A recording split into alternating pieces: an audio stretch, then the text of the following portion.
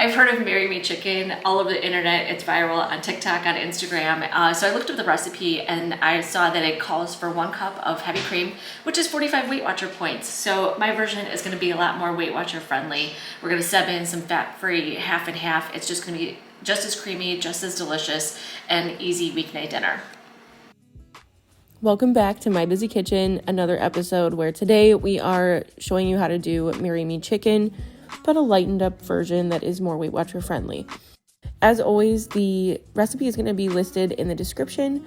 Full link to the blog. There's also a link for Weight Watcher points to track directly to your app. So go ahead and check that out.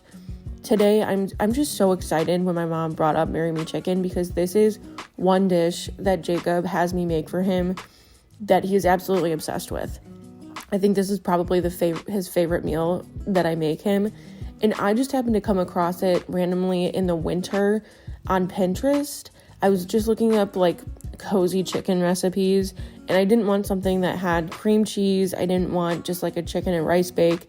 And this was sort of a perfect medium because you can also serve it over rice. You can serve it with mashed potatoes, which is what I normally do. You could really do anything with this. You could even shred it and it would be just as delicious. But it's super cozy. It is so hearty and just heartwarming. You get a really good southern mix of seasonings in this flour dredge that it's going into.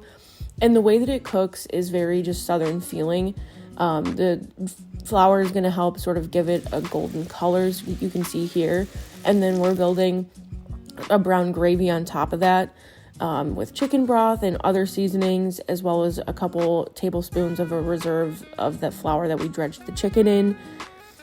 This is just, it screams cozy. It is so delicious. The chicken is so juicy. You're going to cook it about 3/4 of the way through. And then when you remove the chicken, we're going to use all that goodness that's in the pan, add in our minced garlic, get that aromatic going, and then putting in that reserved flour that we had that's also seasoned. We're going to throw in a mix of chicken and beef broth to this. That's really just going to add like a little bit depth, a bigger depth of flavor than just chicken broth alone. It is optional. You can just use chicken broth, but I highly recommend a little mix of the two. And we're just going to get all that goodness off the pan, mixing this all together. You can use a whisk if you wanted to. But once this thickens up and sort of bubbles for a little bit, we're going to place the chicken back into it.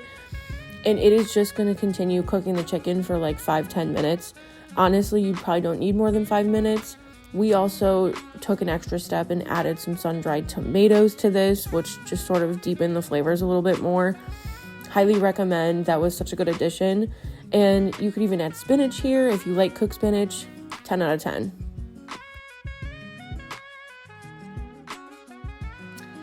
You guys are gonna die over this Marry Me Chicken because if somebody's gonna marry you after you make this, I really wanna make this every week.